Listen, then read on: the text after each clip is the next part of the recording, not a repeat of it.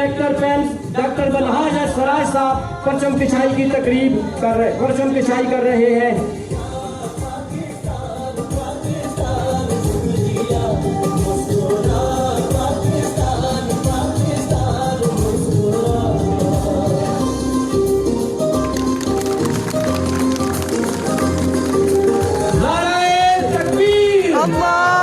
हम इस वक्त पिम्स हॉस्पिटल इस्लामाबाद में हैं। ये गवर्नमेंट का एक बड़ा और बेहतरीन हॉस्पिटल है जहां पर पूरे पाकिस्तान से लोग हर तरह के इलाज मुआवजे के लिए आते हैं और यहाँ पर आने वाले तमाम पेशेंट्स की अच्छी तरह देखभाल की जाती है। अब हम यहाँ के executive director doctor Minhajul Seraj से आपकी मुलाकात करवाते हैं और ताज़ा तरीन सूरत हाल से आगाही हासिल करते हैं, खासकर कोरोना वैक्सीनेशन के हवाले से आवाम को आगाह करते हैं।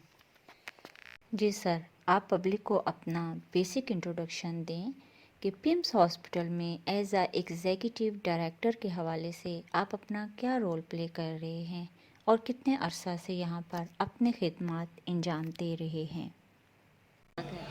मेरा नाम मिनहाजुल सराज है। मैं इस हॉस्पिटल में हॉस्पिटल डायरेक्टर और एक एग्जीक्यूटिव डायरेक्टर के तौर पे काम कर रहा हूँ इस वक्त। मैं इस अदारे को मैंने 1988 में ज्वाइन किया था। मैंने शुरू में जो है वो 15 साल क्लिनिकल काम किया था आई डिपार्टमेंट में एंड देन 2003 में मैं स्विच ओवर कर गया था एडमिनिस्ट्रेशन में। तो हॉस्पिटल मैनेजमेंट उस वक्त से 18 साल से तकरीबन कर रहा हूँ। इस दौरान में मैं 10 साल capital administration and development division में भी हेल्थ का टेक्निकल डेस्क देखता रहा और लास्ट ईयर जब कोविड की फर्स्ट वेव आई थी तो मिनिस्ट्री से मुझे वापस पिम्स पोस्ट कर दिया गया था।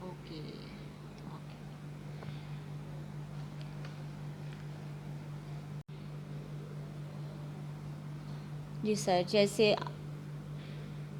जैसे कि आपको मालूम है कि आजकल जो वैसे तो जो भी मेजर बीमारी है वो जब हावी हो जाती है पेशेंट पे या किसी को भी तो डेंजरस ही होती है, लेकिन अब इस टाइम जो कंडीशन चल रही है ऑल ओवर द वर्ल्ड वो कोरोना की है और कोरोना की वजह से आज हम आपसे ख़ास तौर पर कोरोना वैक्सीनेशन के हवाले से बात करेंगे क्योंकि आवाम इस टाइम काफ़ी कन्फ्यूजन का शिकार है। ये इस तरह से कि कोरोना वायरस के जो बचाव के लिए वैक्सीनेट करवाया जाता है वो हमारे लिए फ़ायदा मंद है या नहीं, तो आप इस हवाले से क्या हमें बताएंगे। देखें, इसमें जो है जब फर्स्ट वेव आई थी तो उस वक्त तो वैक्सीन का नामो निशान भी नहीं था और कोविड की फर्स्ट वेव गुजरी, सेकंड वेव गुजरी, थर्ड वेव के मिड में आके जो है तकरीबन एक साल गुजर गया लोग गवर्नमेंट इंटरनेशनल एजेंसीज़ को डेवलप करते हुए वैक्सीन। लेकिन अब फोर्थ वेव जब शुरू हुई है और इस वक्त ऑलमोस्ट अब वो पीक पे पहुंच रही है तो इसमें जो अब हमें सबसे ज़्यादा जो कह लें कि खुश आइंद बात ये लग रही है कि वो लोग जिन्होंने वैक्सीन लगवाई है उनमें बीमार होने की रेशो बहुत कम हो गई। और अगर वो खुदा ना खास्ता वैक्सीन लगवाने के बाद बीमार हुए भी हैं, कोरोना की इन्फेक्शन उनको लगी भी है किसी और वेरिएंट की या कैसे, तो उनमें बीमारी का असर बहुत कम हुआ है, उनकी रिकवरी बहुत जल्दी हो गई है। और उसमें ख़ास तौर पे जो हमारे अबव 60 एज ग्रुप के लोग हैं या वो लोग जो मज़ीद बीमारियों का शिकार हैं जिन्हें हम कोमॉर्बिड्स कहते हैं, जो कि हमारी फ़र्स्ट वेव और सेकेंड वेव में बहुत हाई रिस्क फैक्टर्स थे, उन सारे रिस्क फैक्टर्स के होते हुए अगर आपने वैक्सीन लगवा ली है तो आपके अंदर बीमारी के ना होने या अगर हो भी जाए तो उसके नतीजे में आपको नुकसान होने का चांस जो है वो बहुत कम रह गया। हमारे पास इस वक्त पिम्स हॉस्पिटल में जो है 102 पेशेंट्स आज कोरोना के हमारे पास दाखिल हैं और उनमें से 87 ऐसे हैं कि जिन्होंने वैक्सीन नहीं लगवाई हुई थी। सिर्फ 15 लोग ऐसे हैं जो कि वैक्सीन लगवाने के बाद कोरोना का शिकार हुए हैं, लेकिन वो उनकी हालत ख़तरे से बाहर है। बाकी जो पेशेंट्स हैं हमारे जो कि वैक्सीन नहीं लगवाई हुई थी वो इस वक्त काफ़ी सीरियस बीमारी की हालत में है। और इसके अलावा ये भी है कि इस दफ़ा फोर्थ वेव में जो है हमने एज ग्रुप इस वक्त काफ़ी नीचे आ गया। फर्स्ट वेव जो थी उसमें हमारे पास जो सबसे कम उम्र पेशेंट आया था वो 59 इयर्स का था, वो ओल्ड एज के लोग ज़्यादा थे। लेकिन वो एज ग्रुप इस दफ़ा फोर्थ वेव के अंदर हमारे पास जो है वो بلو 30 ایئرس یا 30 سال سے کم عمر کے لوگ جو ہیں وہ ان کی تعداد کافی زیادہ ہو گئی ہے، اور بچے بھی جو ہیں وہ بھی ہمارے اس کا شکار ہوئے ہیں۔ تھرڈ ویو میں بھی کچھ بچوں کو ہوا تھا، ہمارے پاس داخل رہے تھے، اور اس دفعہ فورتھ ویو میں بھی بچے ہمارے اور حاملہ خواتین بھی ہماری جو ہیں اس وقت وہ 3 پیشنٹس ہمارے پاس MCA mother and child health centre میں داخل ہیں۔ تو اور بیماری کی جو ہے وہ نوعیت اس دفعہ کافی مشکل ہے، تو ہماری تو ظاہر ہے سب سے یہی درخواست ہے کہ ہم ویکسین جتنا جلدی آپ لوگ ہو سکتے ہیں لگوائیں۔ آپ کو حکومت ایک چیز جو ہے وہ بغیر کسی معاوضے کے آپ کو فراہم کر رہی ہے۔ اسلام آباد میں 19 سینٹرز ہیں جہاں پہ یہ ویکسین لگائی جا رہی ہے، اور ان میں سے جو ہے ایک ہمارا F9 پارک والا میجر سینٹر ہے، دوسرا بڑا سینٹر ہمارے ہاسپٹل میں ہے جہاں صبح 8 بجے سے رات 8 بجے تک سینکڑوں مریضوں کو لگائی جاتی ہے۔ کل ہی ہم اسلام آباد کے اندر ہم نے گورنمنٹ کے سیکٹر میں 10 لاکھ مریضوں کو جو ہے ساری عوام کو ویکسین لگا دی ہے، 1 ملین مارک ہم کراس کر گئے ہیں۔ اسلام آباد کی آبادی ٹوٹل تو 22 لاکھ ہے، تو لیکن ظاہر ہے اسلام آباد چونکہ ایک میں کہہ سکتا ہوں کہ ایک مائیگرنٹس کا شہر ہے، یہاں کے لوکل رہائشی بہت کم ہیں، یہاں پہ دوسرے صوبوں سے آ کے لوگ رہنے والے روزگار کی تلاش میں یا ویسے سیٹلڈ ہیں، تو اس لیے 1 ملین کا بھی ٹارگٹ ابھی ہمارا کم ہے۔ ہم چاہتے ہیں کہ ہم ساری پاپولیشن کو ویکسینیٹ کر سکیں، کیونکہ اسی میں سب کا بچاؤ ہے۔ آپ ویکسینیٹڈ ہو جائیں گے تو آپ انفیکٹڈ نہیں ہوں گے، آپ کسی دوسرے کو بھی خود بھی آپ اسے بچے رہیں گے، اور آپ اپنے گھر والوں کو بھی اس سے بچائے رکھیں گے، آپ کسی اور کو انفیکٹ نہیں کر سکیں گے۔ اوکے، تو اندر سننے میں یہ بھی آیا ہے کہ ان کے سائیڈ افیکٹس ایسے ہوتے ہیں کہ مطلب باڈی پہ افیکٹ ہوتا ہے، لائک آئز پہ، باڈی کے کسی بھی حصے میں کوئی نہ کوئی افیکٹ ہو رہا ہے جو کہ ویکسینیٹڈ لوگ ہو چکے ہیں، اس کی کیا ریزن ہے؟ کیا وہ ان لوگوں پہ مطلب غلط طریقے سے افیکٹ کر جاتی ہے، یا کیا ریزن ہو سکتی ہے اس کی؟ دیکھیں، یہ موسٹلی جو چیزیں ہیں یہ سارے کے سارے غلط قسم کی افواہیں پھیلائی گئی ہیں۔ ٹھیک ہے، ویکسین لگانے کے بعد کوئی بھی میجر ایڈورس ریئیکشن کم از کم ہمارے ہاسپٹل میں آج تک رپورٹ نہیں ہوا ہے۔ ٹھیک ہے، میں خود بھی لگوا چکا ہوں، میرا سارا سٹاف جو ہے اس وقت ہمارا تقریباً 90% سے زیادہ سٹاف ہمارا ویکسینیٹڈ ہے، اور ایک بھی ایڈورس ریئیکشن یا کہہ لیں یا کوئی سائیڈ ایفیکٹ جو ہے ویکسین لگوانے کے بعد کوئی ابھی تک سامنے نہیں آیا۔ یہ سوشل میڈیا پہ اور دائیں بائیں جتنی بھی ہیں وہ بہت ساری افواہیں ہیں۔ ایون شروع میں بھی جب فرسٹ ویو میں ہمارے پاس لوگ آنا شروع ہوئے تھے اور مریض جو تھے وہ زیادہ سیریس تھے، اس وقت بھی افواہیں تھیں کہ جی ڈاکٹر جو ہیں وہ ٹیکہ لگا کے مریضوں کو مار دیتے ہیں جس کے بدلے ان کو پیسے ملتے ہیں۔ تو یہ ساری کی ساری چیزیں، ہماری کوشش یہی رہی ہے کہ ہم، اور آپ کا بھی شکریہ کہ آپ نے اس پوائنٹ کو جو ہائی لائٹ کیا ہے، کہ ہم چاہتے ہیں کہ عوام جو ہے وہ اس چیز کو سمجھے کہ یہ جو باتیں سوشل میڈیا پہ چلتی ہیں یا اس طرح کی خبریں، ان میں کوئی سچائی نہیں ہے۔ سچائی آپ کو صرف آپ کا ڈاکٹر بتا سکتا ہے۔ اوکے، تو یہاں تو چلیں پاکستان میں ابھی تک ایسا کوئی میجر جو ہے وہ پیشنٹ نہیں آیا ویکسینیشن کے بعد، لیکن جو ہے مطلب آؤٹ آف کنٹری جو اسٹارٹ میں جو مطلب کچھ عرصے سے لگوا چکے ہیں اب ان پہ افیکٹ ہو رہے ہیں، تو سننے میں یہ بھی آیا ہے کہ 2 ایئرز بعد اس جو ویکسینیٹڈ لوگ ہوں گے ان پہ زیادہ افیکٹ ہوگا، یا ان کی باڈی پہ افیکٹ ہوگا، یا پھر وہ ڈیڈ ہو جائیں گے۔ کیا اس بارے میں آپ کا کیا خیال ہے؟ دیکھیں، میں آپ کو بتاتا ہوں، جو سنگل ڈوز ویکسین ہیں، جی جی، لائک چائنیز کینسائنو یا اس طرح کی اور تھیں، ان میں اب چونکہ ان کو لگے ہوئے لوگوں کو 6 ماہ سے زیادہ ہو گئے، تو اب اس میں یہ ایک چیز ایک سامنے آ رہی ہے کہ ان کے اندر جو اپنی قوت مدافعت ہے جو ویکسین لگانے سے بہتر ہوئی تھی، وہ اب لیول اس کا کم ہوتا جا رہا ہے، تو ان کو شاید ایک بوسٹر ڈوز کی ضرورت پڑ جائے گی۔ لیکن چونکہ ابھی تک اس ویکسین کے پورے پروسیس کو بھی ابھی سال پورا نہیں ہوا، اور اس میں ابھی تک تو ہم یہ نہیں بتا سک رہے کہ اینٹی باڈیز کا جو لیول ہے آپ کا وہ 2 سال کے بعد کہاں ہوگا، اور بہت کم ایسا ہوا ہے کہ جو لوگ جن کی امیونٹی پہلے سے کمزور تھی یا وہ ایسی دوائیاں لے رہے تھے جن سے امیونٹی آپ کی سپریس ہوتی ہے، ان میں اینٹی باڈیز کا لیول جو ہے وہ اب سال کے بعد سیکنڈ ڈوز کے بعد بھی کم ہونا شروع ہوا ہے تھوڑا سا، لیکن یہ چیزیں ساری ابھی انڈر دا ریڈار ہیں، تو 2 سال کے بعد کیا ہونا ہے اس کی پریڈکشن کوئی بھی نہیں کر سکتا، اور خاص طور پہ ایسی کوئی چیز آپ کے جسم میں ڈیولپ نہیں ہو رہی کہ جس سے آپ کی جان کو خطرہ ہو۔ اوکے، لیکن وہ ایج گروپ اس دفعہ 4تھ ویو کے اندر ہمارے پاس جو ہے وہ بلو 30 ایئرس یا 30 سال سے کم عمر کے لوگ جو ہیں وہ ان کی تعداد کافی زیادہ ہو گئی ہے, اور بچے بھی جو ہیں وہ بھی ہمارے اس کا شکار ہوئے ہیں. تھرڈ ویو میں بھی کچھ بچوں کو ہوا تھا, ہمارے پاس داخل رہے تھے, اور اس دفعہ فورتھ ویو میں بھی بچے ہمارے اور حاملہ خواتین بھی ہماری جو ہیں اس وقت وہ 3 پیشنٹس ہمارے پاس MCH mother and child health centre میں داخل ہیں. تو اور بیماری کی جو ہے وہ نوعیت اس دفعہ کافی مشکل ہے. تو ہماری تو ظاہر ہے سب سے یہی درخواست ہے کہ ہم ویکسین جتنا جلدی آپ لوگ ہو سکتے ہیں لگوائیں. آپ کو حکومت ایک چیز جو ہے وہ بغیر کسی معاوضے کے آپ کو فراہم کر رہی ہے. اسلام آباد میں 19 سینٹرز ہیں جہاں پہ یہ ویکسین لگائی جا رہی ہے, اور ان میں سے جو ہے ایک ہمارا F9 پارک والا میجر سینٹر ہے, دوسرا بڑا سینٹر ہمارے ہاسپٹل میں ہے جہاں صبح 8 بجے سے رات 8 بجے تک سینکڑوں مریضوں کو لگائی جاتی ہے. کل ہی ہم اسلام آباد کے اندر ہم نے گورنمنٹ کے سیکٹر میں 10 لاکھ مریضوں کو جو ہے ساری عوام کو ویکسین لگا دی ہے. 1 ملین مارک ہم کراس کر گئے ہیں. اسلام آباد کی آبادی ٹوٹل تو 22 لاکھ ہے.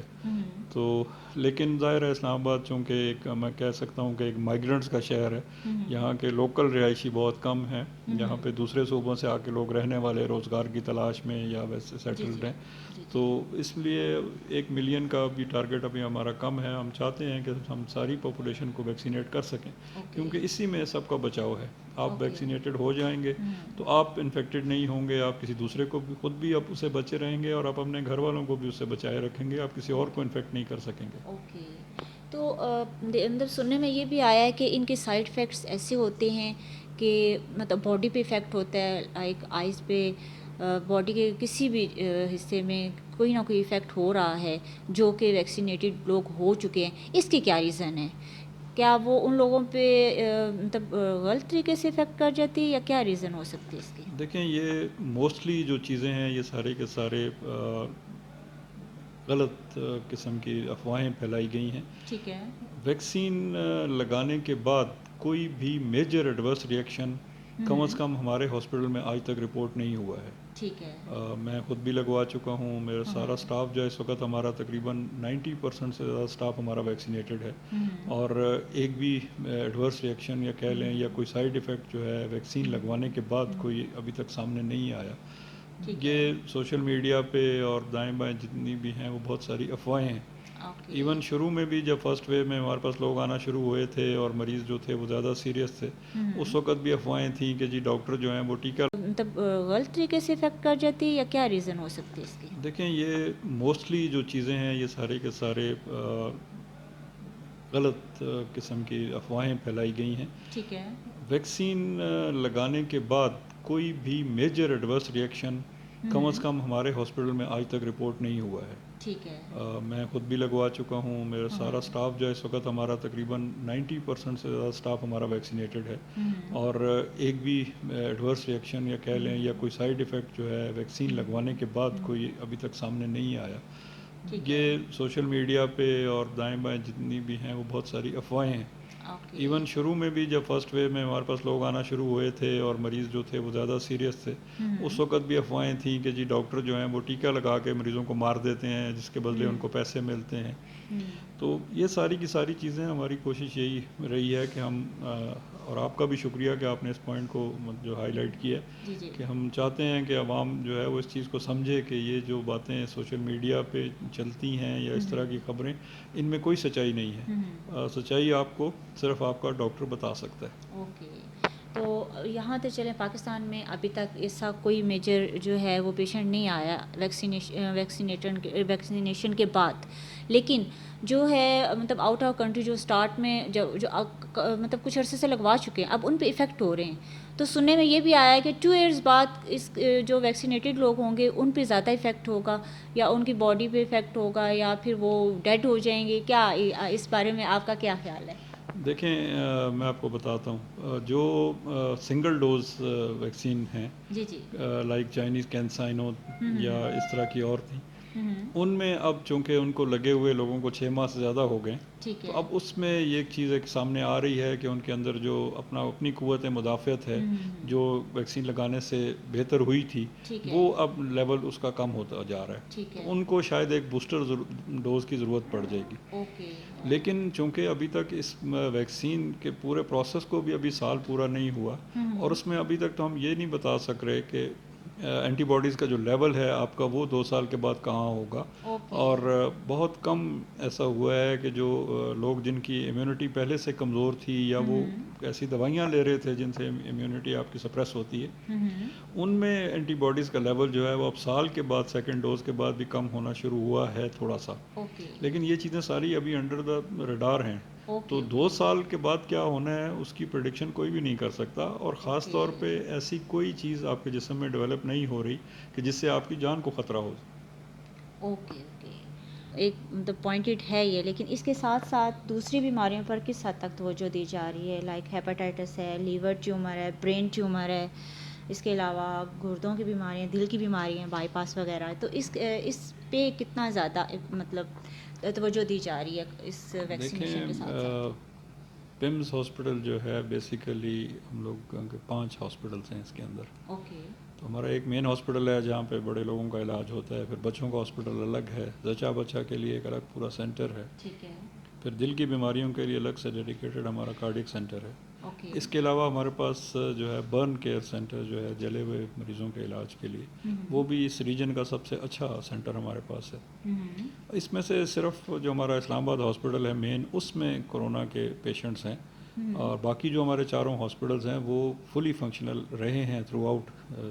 کووڈ کی جتنی بھی ویوز آئی ہیں اس کے اندر ہم نے ان کی فنکشن کو کبھی بھی جو ہے وہ کمپرومائز نہیں ہونے دیا، اور الحمدللہ ان سینٹرز کے اندر ہمارے جو ہے اسٹاف اور باقی لوگ بھی جو ہیں وہ کووڈ کی وجہ سے ان کے کسی کام میں ابھی تک خلل نہیں پڑا۔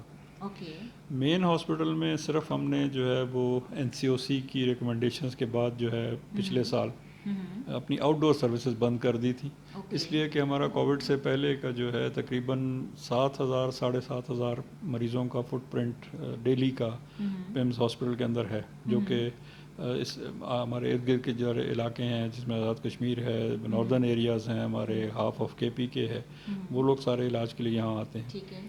تو آؤٹ ڈور سروسز ہماری معطل رہی ہیں، جو کہ ہم نے اس سال جولائی 1 جولائی سے ہم نے اس کو دوبارہ وہ بھی بحال کر دیں، لیکن ایمرجنسی سروسز جو ہیں ہماری وہ تھرو آؤٹ چلتی رہی ہیں، اور OPD سروس ایسا ہم یہ بھی نہیں کہہ سکتے کہ بالکل معطل رہی، کیونکہ ہمارے ہاسپٹل میں آنے والے پیشنٹ جو ہیں وہ ایسے بھی رہے ہیں کہ جو آؤٹ ڈور کے ٹائمنگز کے اندر انہوں نے ایمرجنسی سے اپنے کارڈ بنوائے ہیں، اور ان کو ہمارے ڈاکٹر صاحبان جو ہیں وہ وارڈز کے اندر بھی باقاعدہ ان کو چیک کرتے رہے ہیں۔ ان کی تعداد بھی تقریباً 2 سے 2,500 مریض روزانہ کی رہی ہے۔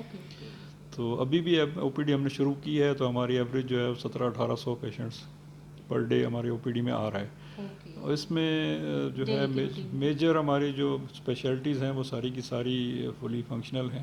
ہمارے پاس جو ہے نیورو سرجری کا جو مین ڈپارٹمنٹ ہے، آرتھوپیڈکس ہے، general medicine, general surgery, urology, nephrology, مطلب وہ سارے ENT، یہ سارے ڈپارٹمنٹ جو ہیں وہ تقریباً اپنے اپنے سارے ایمرجنسی کے تو خاص طور پہ کسی پیشنٹ کو ہم نے کبھی نہ ریفیوز کیا نہ اگنور کیا۔ چلیں، یہاں پہ ایسی کون سی بیماریاں ہیں کہ جن کا علاج یہاں ممکن نہیں ہے ہمارے پاکستان میں؟ یہاں پہ ایسی کون سی بیماریاں ہیں کہ جن کا علاج یہاں ممکن نہیں ہے ہمارے پاکستان میں یا پمز میں یا پھر جو بھی گورنمنٹ کے ہاسپٹلس ہیں، اور اس کی ریزن کیا ہے کہ ہمیں بیرون ملک جانا پڑتا ہے؟ کچھ اس طرح کی بیماریاں ہوتی ہیں۔ بہت ساری جو ہیں بیماریاں ان کا تو علاج ممکن ہے پاکستان کے ہاسپٹلس میں، لیکن کچھ چیزیں ایسی ہیں جن میں ہمارا ہیلتھ سسٹم ابھی تک جو ہے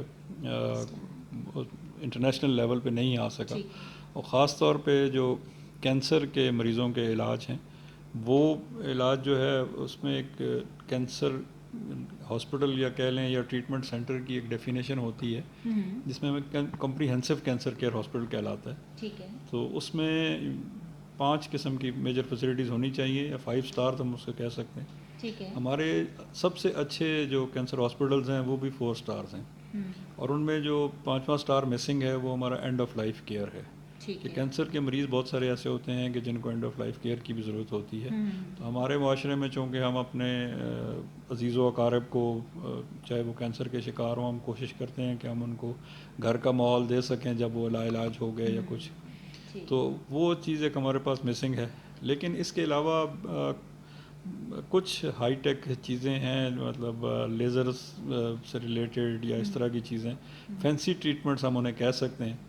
تو اس کے لیے جو ہے وہ لوگ پھر پریفر کرتے ہیں کہ وہ پاکستان سے باہر جا کے اپنا علاج کرا لیں. ادروائز تو ہمارے بہت سارے سینٹرز ایسے ہیں جو کہ state of the art facilities اور ٹریٹمنٹ جو ہے وہ پرووائڈ کر رہے ہیں ہمارے شہریوں کو. جو پیشنٹ یہاں پہ علاج کے لیے آتے ہیں ان کو علاج کے لیے ڈاکٹرز سم ٹائم ایسا ہوتا ہے کہ بڑی لمبی لمبی ڈیٹس دے دیتے ہیں، حالانکہ علاج کو فوری طور پہ کرنا بہت ضروری ہوتا ہے ٹیسٹ اینڈ چیک اپ کے لیے. تو اس بارے میں آپ کیا کہیں گے؟ دیکھیں، اس کی دو وجوہات ہو سکتی ہیں. ایک تو یہ کہ مریض جو ہیں ہمارے، ان کا رش بہت زیادہ ہمارے پاس ہے، اور ہمارے جو آپریشن تھیٹرز ہیں یا ہمارے جو ٹریٹمنٹ فیسلٹیز ہیں یا ڈائگنوسٹک پروسیجرز ہیں ان میں بہت لمبی جو ہے ویٹنگ ٹائم ہمیں اس کے لیے زیادہ لگ جاتا ہے. یا پھر ایسا ہوتا ہے کہ پروسیجرز جو ہیں وہ بہت کمپلیکیٹڈ ہے اور اس کو ٹائم بہت زیادہ لگنا ہے، اور وہ اگر ایک دن میں ہو سکتا ہے ایک ہی مریض کو ہم آپریٹ کریں تو اس کے لیے بھی ظاہر ہے پھر وہ ویٹنگ ٹائم اگلے مریض کا بڑھ جاتا ہے. لیکن ایسا نہیں ہوتا کہ خدا نخواستہ مریض کی جو ہے وہ جان خطرے میں ہو اور ہم اسے کہیں کہ نہیں جی آپ تو جو ہے انتظار کریں مہینوں کے حساب سے. حالانکہ جو ساری دنیا میں جتنے بھی موسٹ ماڈرن ہیلتھ سسٹمز ہیں وہاں پہ بھی ایون آپ نے اگر ایک جنرل پریکٹیشنر کو دکھانا ہے تو اس کے لیے بھی باقاعدہ اپوائنٹمنٹ لے کے آپ کو انتظار کرنا ہے. ان کے مقابلے میں تو ہمارے جو ہے ویٹنگ ٹائم ہمارا بہت کم ہے. کسی بھی دنیا میں اچھے سے اچھے سینٹر میں ایسا نہیں ہوتا کہ آپ جو ہے وہ ہاسپٹل پہنچیں اور آپ کا آدھے گھنٹے میں ایکس رے بھی ہو جائیں، سی ٹی اسکین بھی ہو جائے، ایم آر آئی بھی ہو جائے اور آپ کو اسپیشلسٹ بھی دیکھ لے. ہمارے ہاسپٹل میں یہ چیزیں ممکن ہیں. لیکن اس کے باوجود چونکہ رش بہت زیادہ ہوتا ہے جہاں پہ اچھے سینٹرز ہیں، فار ایگزامپل جو Pakistan institute of medical sciences ہے تو یہاں پہ ظاہر ہے آپ کو 7,500-8,000 مریض ریگولرلی آ رہا ہے آؤٹ ڈورس کے اندر، اور تقریباً ہمارے پاس جو ہے 2,000 سے زیادہ کی ایمرجنسی ہے 24 آورس کی. تو اس میں ظاہر ہے پیشنٹ کے لیے کبھی کبھار ہوتا ہے کہ ویٹنگ ٹائم ہمارا زیادہ ہو جائے. لیکن جو سرجریز کہہ لیں یا ٹریٹمنٹ بائی چوائس بھی ہیں، فار ایگزامپل پلاسٹک سرجریز ہیں یا کاسمیٹک سرجریز ہیں، تو ان میں اگر کچھ ماہ کا ویٹنگ ٹائم بھی مل جاتا ہے مریض کو تو پھر بھی اس میں تو کوئی اتنا بڑا ایشو نہیں ہوتا اس میں. کیونکہ کافی دور دور سے اتنے دور دور سے پیشنٹ آتے ہیں اور ایسی سرویئرس جو کنڈیشن ہوتی ہے تو وہ پھر سب کچھ دیکھنا پڑتا ہے. جی، یہاں پر ڈاکٹر اسٹاف کے بارے میں آپ کیا کہتے ہیں؟ جتنے ریگولر پیشنٹس آتے ہیں کیا ڈاکٹرس کی اتنی تعداد ہے کہ مینیج کر سکتے ہیں؟ Pakistan institute of medical sciences ایک بڑا یونیک ادارہ ہے. اس میں ہمارے پاس ڈاکٹر صاحبان جو ہیں وہ دنیا کے کسی بھی انٹرنیشنل اسٹینڈرڈ کی ریکوائرمنٹ سے شاید 3 گنا زیادہ ہیں. ٹھیک ہے. اس میں سے سب سے بڑا جو ہمارے پاس رول ہے وہ ہمارے پاس پوسٹ گریجویٹ ٹریننگ کا ہے یا انٹرنشپ کا ہے. پاکستان کے ہر کونے سے جو ڈاکٹر صاحبان جو ہیں وہ پریفر کرتے ہیں کہ وہ اپنی پوسٹ گریجویٹ ٹریننگ کر لیں یا ہاؤس جاب کرنے کے لیے اس ادارے کو اس میں ظاہر ہے پیشنٹ کے لیے کبھی کبھار ہوتا ہے کہ ویٹنگ ٹائم ہمارا زیادہ ہو جائے. لیکن جو سرجریز کہہ لیں یا ٹریٹمنٹ بائی چوائس بھی ہیں، فار ایگزامپل پلاسٹک سرجریز ہیں یا کاسمیٹک سرجریز ہیں، تو ان میں اگر کچھ ماہ کا ویٹنگ ٹائم بھی مل جاتا ہے مریض کو تو پھر بھی اس میں تو کوئی اتنا بڑا ایشو نہیں ہوتا اس میں. کیونکہ کافی دور دور سے اتنے دور دور سے پیشنٹ آتے ہیں اور ایسی سرویئرس جو کنڈیشن ہوتی ہے تو وہ پھر سب کچھ دیکھنا پڑتا ہے. جی، یہاں پر ڈاکٹر اسٹاف کے بارے میں آپ کیا کہتے ہیں؟ جتنے ریگولر پیشنٹس آتے ہیں کیا ڈاکٹرس کی اتنی تعداد ہے کہ مینیج کر سکتے ہیں؟ Pakistan institute of medical sciences ایک بڑا یونیک ادارہ ہے. اس میں ہمارے پاس ڈاکٹر صاحبان جو ہیں وہ دنیا کے کسی بھی انٹرنیشنل اسٹینڈرڈ کی ریکوائرمنٹ سے شاید 3 گنا زیادہ ہیں. ٹھیک ہے. اس میں سے سب سے بڑا جو ہمارے پاس رول ہے وہ ہمارے پاس پوسٹ گریجویٹ ٹریننگ کا ہے یا انٹرنشپ کا ہے. پاکستان کے ہر کونے سے جو ڈاکٹر صاحبان جو ہیں وہ پریفر کرتے ہیں کہ وہ اپنی پوسٹ گریجویٹ ٹریننگ کر لیں یا ہاؤس جاب کرنے کے لیے اس ادارے کو پریفر کرتے ہیں، پیمس کو پریفر کرتے ہیں. آج بھی ہمارے پاس 400 سے زیادہ ڈاکٹر جو ہاؤس آفیسرز ہیں وہ اس وقت ہیں، حالانکہ ہماری کیپیسٹی اس کے مقابلے میں بہت کم ہے. تو اس ہاسپٹل میں تمام تر سہولیات میسر ہیں یا کہیں نہ کہیں آپ کو ایسی مشکلات درپیش آتی ہیں کہ مینیج کرنا مشکل ہو جاتا ہے؟ مینجمنٹ کے پوائنٹ آف ویو سے جو ہے وہ ہمیں ایشو آ جاتا ہے سم ٹائمز فائنینشیل کنسٹرینٹس کا، کہ ہم اتنی جو دوائیاں ہیں خاص طور پہ وہ ہم اپنے سارے پیشنٹس کو شاید مفت فراہم نہیں کر سک رہے ہوتے. گورنمنٹ کا بجٹ بڑا لمیٹڈ ہوتا ہے، اور چونکہ ہمارے پاس 4,000 سے زیادہ سٹاف موجود ہے، ہمیں ان کی تنخواہیں بھی دینی ہیں اور سرکاری ظاہر ہے چیزیں، تو اس کے علاوہ چونکہ یہ بہت بڑا ریزیڈینشیل کمپلیکس بھی ہمارے پاس ہے اور اتنا بڑا یہ سیٹ اپ ہے، تو اس کے لیے ہمارے جو یوٹیلیٹی بلز ہیں اور وہ اس طرح کی چیزیں ہیں. لیکن مین جو ہمیں پرابلم مینجمنٹ کے لیے آتا ہے وہ ہمارا الیکٹرانک اور الیکٹرو میڈیکل اکوپمنٹ کا ہے. کہ اس کی مینٹننس کے لیے یا نئے اکوپمنٹ کی خریداری کے لیے وہ ہمیں جو ہے اکثر اس کا مشکلات کا ہم شکار رہتے ہیں، اور اس میں ہمارا پرچیز ڈپارٹمنٹ جتنا مرضی ایکٹیو ہو جائے تو اس کے اندر جو ہے وہ چیزیں ہماری تھوڑی سی ڈیلے کبھی کبھار ہو جاتی ہیں. فار ایگزامپل آج کل بھی ہماری جو میڈیکل تھی MRI مشین تھی جو پچھلی جو پرانی ہو چکی تھی، اس کی ریپیئر کے لیے ہی جو ہے وہ ہم سے اتنا پیسہ مانگا جا رہا ہے کہ ہم نے اب پریفر کیا ہے کہ ہم نئی مشینیں خرید چکے ہیں جو کہ شاید اگلے ماہ انشاءاللہ انسٹال ہو جائے گی اس ہاسپٹل میں. چلیں جی، آپ سے کافی